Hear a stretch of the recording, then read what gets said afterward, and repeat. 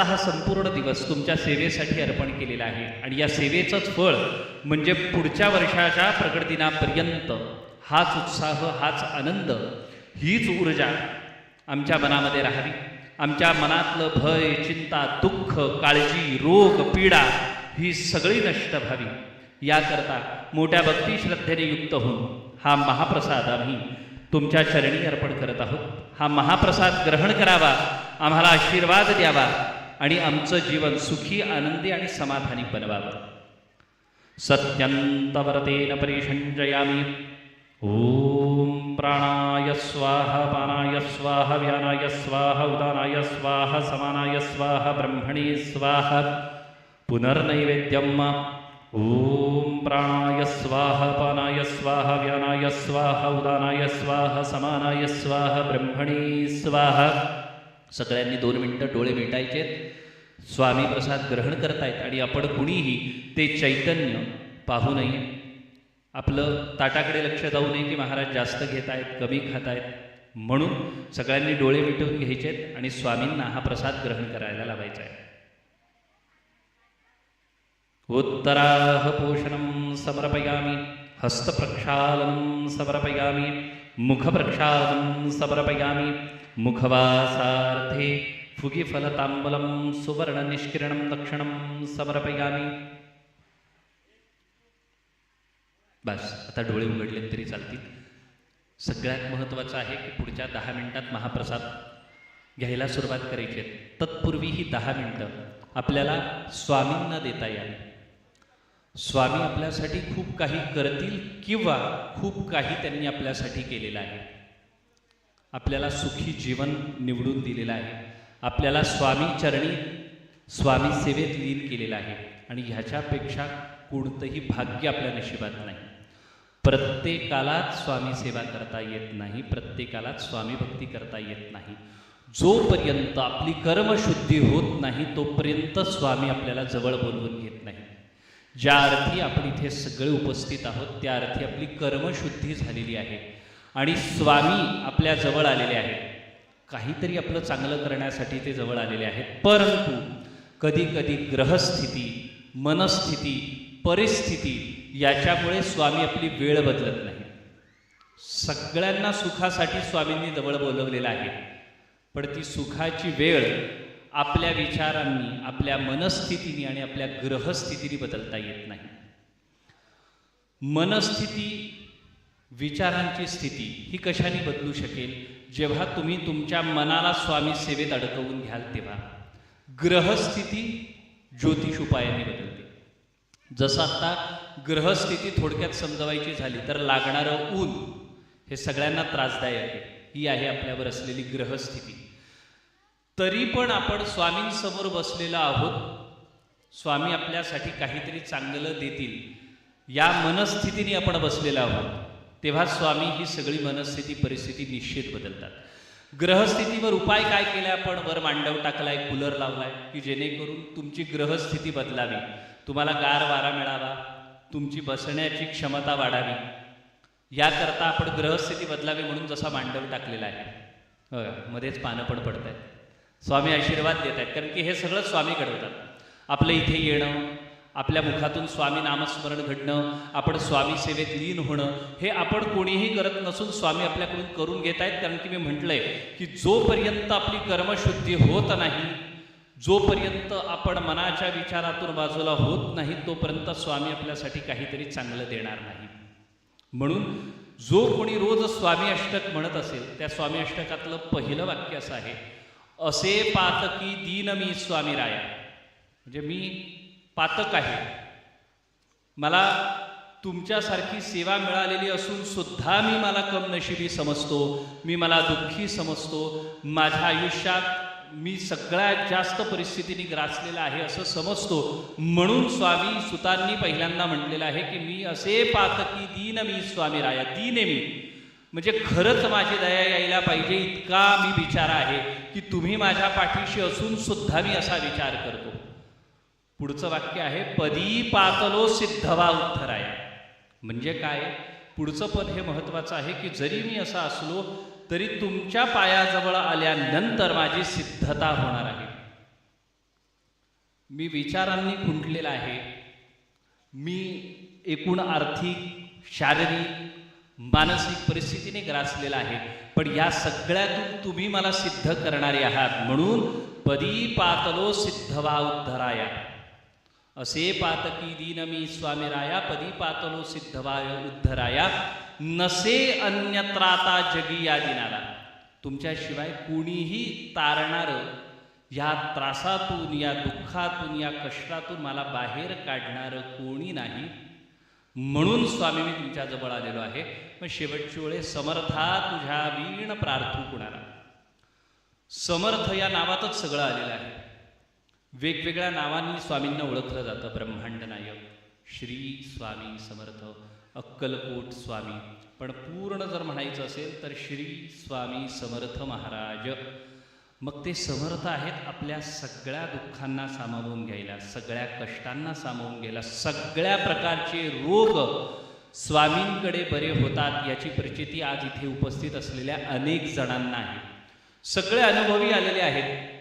बऱ्याच जणांना स्वामींकडून चांगले चांगले अनुभव आलेले आहेत आणि आजपर्यंत स्वामी कृपेने सगळ्यांना ते चांगले अनुभव येतात.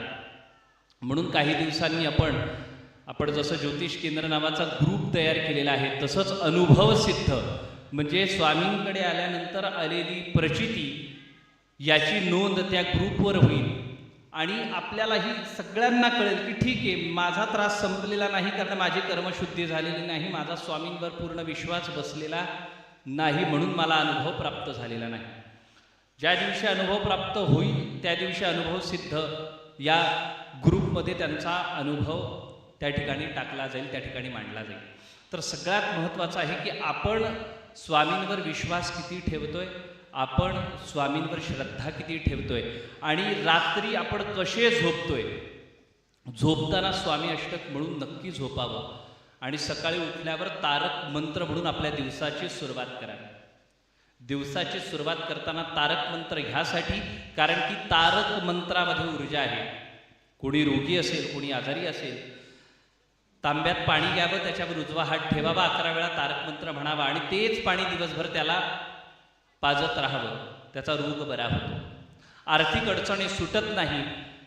पानाचा विडा घ्यावा, त्याच्यावर एक सुट्टा रुपया ठेवावा, एक नाणं ठेवावं, हात जोडावे, शुद्ध तुपाचा दिवा लावावा, 2 अगरबत्ती लावावी, 11 वेळा तारक मंत्र म्हणावा आणि तो रुपया आणि ती सुपारी, कारण की विड्याचं पान वाळून जाणार आहे, पण ती सुपारी आणि तो सुट्टा पैसा हा धनाच्या ठिकाणी, धन ज्या ठिकाणी ठेवतात त्या ठिकाणी ते ठेवावं आणि रोज फक्त 11 वेळा तारक मंत्र म्हणावा.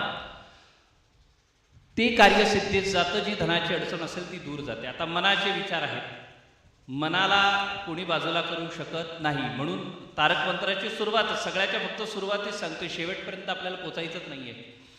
तारक मंत्राची सुरुवात अशी आहे, निशंक हो निर्भय हो मनारे. कारण की आपण घाबरलेलो असतो, परिस्थिती नाही, मनाने घाबरलेलो असतो. आयुष्यात आपल्यावर पहिल्यांदा परिस्थिती येत नाही, ही परिस्थिती खूप लोकांवर अनेक वेळा आलेली असते, परंतु आपल्याकडे अनुभव कमी असतो आणि आपलं मन कमकुवत असतं. म्हणून सगळ्यात पहिली गोष्ट की तुमच्या मनाला ज्या दिवशी तुम्हाला समजवता येईल की आपण ज्या अडचणीमध्ये आहोत ते फक्त मनाने आहोत, परिस्थितीने नाही. मनाने मेंदूला ती आज्ञा केलेली आहे की ही समस्या खूप जटिल होत चाललेली आहे आणि मेंदू ती समस्या रोज वाढवत जातो. का तर मनाने भीती घातलेली आहे. त्यामुळे निशंक व्हा, निर्भय व्हा. जगात असं कोणतंही भय नाही मृत्यूशिवाय जे दीर्घकाळ टिकणार. तुम्हाला आजची तारीख आहे 10 एप्रिल 2024. 10 एप्रिल 2023 रोजी तुम्ही एका समस्येमध्ये असता, आज ती आठवत सुद्धा नाही. कारण की समस्या ही दीर्घकाळ टिकून राहत नाही, तिला वाढवतो आपण. त्यामुळे आज आलेली समस्या उद्या, परवा, तेरवा त्याचा ठरवलेल्या कालावधीनुसार ती समस्या सुटणार आहे. त्याचा विचार करून उपयोग होणार नाही. त्याच्यावर कार्यवाही करणं गरजेचं आहे. मग कार्यवाही मनाला समजवणं गरजेचं आहे आणि मनाला ताकद देण्याचं काम स्वामी कृपा करते, स्वामींची प्रार्थना करते, स्वामींची भक्ती करते, स्वामींची श्रद्धा करते. जी अडचण समोर आहे ती एका कागदावर लिहा, तो कागद स्वामींसमोर ठेवा, तारक मंत्र 11 वेळा म्हणा, मनाची ताकद वाढायला सुरुवात होईल आणि याची प्रचिती पुढच्या 21 दिवसात येईल. खूप लोकांना याचा अनुभव आलेला आहे. आपले जे उपाय असतात हे खर्चिक अजिबात नसतात, खूप सोपे, साधे, सहज करता येणारे असतात. त्याच्यातून निर्माण होणारी ऊर्जा ही अनंतात विलीन होते, परंतु त्याच्यासाठी आपल्या मनाची भक्ती आणि श्रद्धा असणं अत्यंत गरजेचं आहे. त्यामुळे मनाचा कमकुवतपणा कमी करा. मनाला रोज उठल्यावर सांगा की माझ्या पाठीमागे स्वामी आहे, अडचण अशी दूर होणार आहे. पण जी ताकद माझ्या पाठीमागे आहे ती समस्या निर्माण करणारी नाही, तर समस्या सोडवणारी ताकद आहे. मन ताजतवानं होईल, दिवस आनंदात जाईल.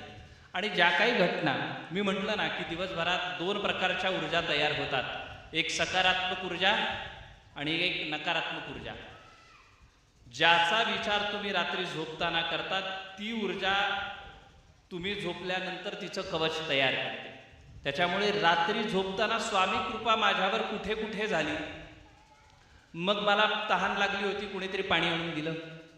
कुठलीही घटना दिवसभरात एक चांगली घटना आपल्याबरोबर घडते, ती स्वामी कृपा घडली म्हणून आपण आपला दिवस संपवावा. दुसऱ्या दिवसापासून स्वामी कृपा वाढायला सुरुवात होईल. पण आपण प्रत्येक जण रात्री झोपताना माझ्याबरोबर काय चुकीचं घडलं याचा विचार 100% करतो. मग दुसऱ्या दिवशी स्वामी म्हणतात की हाच विचार तुला दिवसभर करता यायला लागेल, अशी परिस्थिती तयार करतो. त्याच्यामुळे आनंदी राहायला शिका. आनंदी राहिलात तर स्वामी तुमच्या आजूबाजूला राहतील. कारण की स्वामींनी पहिलं वाक्य सांगितलेलं आहे, भिवू नकोस, मी तुझ्या पाठीशी आहे. जर आपण घाबरलो तर स्वामी आपल्या पाठीशी राहतील का? नाही. त्याच्यामुळे मनाची भीती कमी करा, मनाचे दोष कमी करा, स्वामी भक्ती वाढवा, स्वामी सेवा वाढवा. सेवा करण्यासाठी अनेक रस्ते आहेत. आज हे जे घडलेलं आहे हे स्वामी सेवेतूनच घडलेले आहे. काहींनी श्रमिक मदत केलेली आहे, काहींनी वस्तू स्वरूपात मदत केलेली आहे, काहींनी आर्थिक स्वरूपात मदत केलेली आहे, म्हणून हा कार्यक्रम झालेला आहे. कार्यक्रम करणारे स्वामीच आहेत. ज्यांनी ज्यांनी ही सेवा केलेली आहे त्यांना सेवा करायला लावलेलं देखील स्वामींनी आहे. त्यामुळे या ठिकाणी आजपर्यंत हे आपलं स्वामी प्रकट दिनाच्या उत्सवाचं 3रं वर्ष आहे. हा आपला 3रा स्वामी उत्सवाचा प्रकट दिन आहे. आपण उत्सवाच्या देणगीदात्यांची, सेवेकऱ्यांची कुठेही नावे अनाऊन्स करत नाही. न करण्यापाठीमागचा उद्देशच एक असतो की आपल्याला नावाने मोठं व्हायचंच नाहीये, आपल्याला सेवेनी मोठं व्हायचं. आणि जो सेवेनी मोठं होणार आहे तो स्वामींच्या जवळ पोचणारा आहे. त्याच्यामुळे मला कधी कधी असं खंत वाटते की ह्याच कार्यक्रमाला अनाऊन्समेंट होत नाही. या व्यक्तीने हे दिलेलं आहे, या व्यक्तीने अशा अशा स्वरूपात मदत केलेली आहे.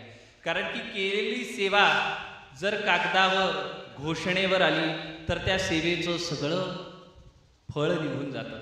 त्याच्यामुळे ज्याला बुद्धी देतायत तो सगळं करतोय आणि तुम्ही, मी, कोणी नाही. हा माझा मुळात कार्यक्रम अजिबात नाही, हा स्वामींचा आणि तुमचा कार्यक्रम आहे. आणि तो कार्यक्रम तुम्ही फार छान पद्धतीने रंगवता आणि तो कुठेही कार्यक्रम कमी पडत नाही. हे 3रं वर्ष देखील सांगताय आणि आपल्याला ही वर्ष वाढवायची आहेत प्रत्येकाने सेवेची. मी म्हटलं पहिल्या प्रगट दिनाला आपण अंदाज धरलेला 1000 लोकांचा, दुसऱ्या प्रगट दिनाला 2000 लोकांचा, यावेळेस धरलाय 3000 लोकांचा. आणि सरते शेवटी आपली संख्या स्वामी अतिशय अडचण न येता पूर्ण करतात. त्यामुळे प्रत्येकावर ही स्वामी सेवा, स्वामी कृपा ही सदैव राहणार आहे. आता मी जास्त वेळ न घेता सगळ्यांना महाप्रसादासाठी आज्ञा करतोय की आता महाप्रसादाला सुरुवात करायची आहे. काही सेवेकरांनी महाप्रसादालयात उपस्थित राहायचं आहे. काही सेवेकऱ्यांनी जे जे लोकांनी आणलेले नारळ आहेत, जो जो आणलेला तेजपत्ता आहे तो अग्निकुंडामध्ये अर्पण करण्याचं काम करायचं आहे. त्यामुळे सेवेकऱ्यांनी 2 भाग करा, एक प्रसादालयासाठी आणि एक यज्ञकर्मासाठी. उपस्थित मंडळींना अगदी विनंती आहे की सगळ्यांनी या ठिकाणी जी काही सेवा दिलेली आहे, ज्या पद्धतीने स्वामींचं नामस्मरण केलेलं आहे, त्याचं कोणतं न कोणतं तरी फळ स्वामी कृपेने तुम्हाला निश्चित स्वरूपात होईल. आणलेले नारळ तुमच्या घरातले दोष निश्चित नाहीसे करतील आणि जो काही वेळ आज तुम्ही स्वामींना दिलेला आहे तर तुम्ही लिहिलेल्या तमालपत्रावर अनेक जणांना अनुभव आहे की तमालपत्रावर इच्छा लिहिली आणि पूर्ण झाली, अनेक जणांना नाही, ते म्हणतात की आम्ही इच्छा लिहिली पण पूर्ण नाही झाली. तर व्हायची रांगेत हळूहळू स्वामी एकेकाच्या ज्या काही समस्या आहेत त्या सोडवत आहेत. ज्यांच्या समस्या मोठ्या आहेत त्या हळूहळू सुटत आहेत, ज्यांच्या समस्या छोट्या आहेत त्या पटकन सुटत आहेत. पण समस्या सगळ्या सुटणार. जोपर्यंत समस्या सुटत नाहीत तोपर्यंत माझा संपर्क सोडू नका.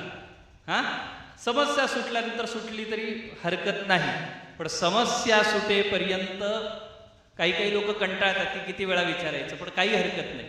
वेळ लागतोय. कुठलीही गोष्ट लगेच तयार होत नाही. पावडरचा आंबा 6 दिवसात पिकतो, झाडावरचा आंबा 6 महिन्यात पिकतो. चांगला कोणता आंबा लागतो? झाडावरचा आंबा लागतो, पण त्याला लागलेला कालावधी आहे. चुलीवरचं जेवण बनायला 1 तास लागतो, गॅसवरचं अर्ध्या तासात होतं, इलेक्ट्रिक शेगडीचं 15 मिनिटात होतं. चव कशाला आहे? चुलीवरच्या जेवणाला. ज्याला कालावधी लागतोय ते सर्वोत्तम होतंय, त्याच्यामुळे उशीर होतोय. त्याच्यामुळे प्रसादाला पण उशीर लागतोय, पण तो सर्वोत्तम होतोय म्हणून थोडासा उशीर लागतो. जर तयारी झाली असेल तर सेवेकऱ्यांनी काउंटरची व्यवस्था करून घ्या, म्हणजे मग मी इथे सगळ्यांना दर्शन घेऊन महाप्रसादाला जायचंय. आरती झाली, नैवेद्य झालाय, आता स्वामी आशीर्वाद देण्यासाठी तयार झालेले आहेत. त्याच्यामुळे परत एकदा असा राऊंड होणार आहे. सगळ्यांनी तिकडून यायचंय, स्वामींचं दर्शन घ्यायचंय, स्वामींना म्हणायचंय की तुमच्या प्रगट दिनाच्या दिवशी मी माझ्या ज्ञानानुसार, माझ्या वेळेनुसार, माझ्या भक्ती श्रद्धेनुसार ही सेवेचं पुष्प तुमच्या चरणी अर्पण केलेलं आहे. तुमची कृपा सदैव माझ्यावर, माझ्या घरावर, माझ्या जीवनावर प्राप्त होत राहावी असं म्हणून तिथे डोकं टेकवायचं, एक मोठा श्वास घ्यायचा आहे. वास जर चांगला आला तर स्वामी कृपा आहे, वास जर चांगला आला नाही तर माझ्याशी संपर्क करा. पण मला खात्री आहे कुणालाही वास वाईट येणार नाही, कारण की स्वामी प्रत्येकाला चांगलाच वास देते. चालेल, आता दर्शन घ्या आणि महाप्रसादालयाकडे तुमचा प्रवेश करा.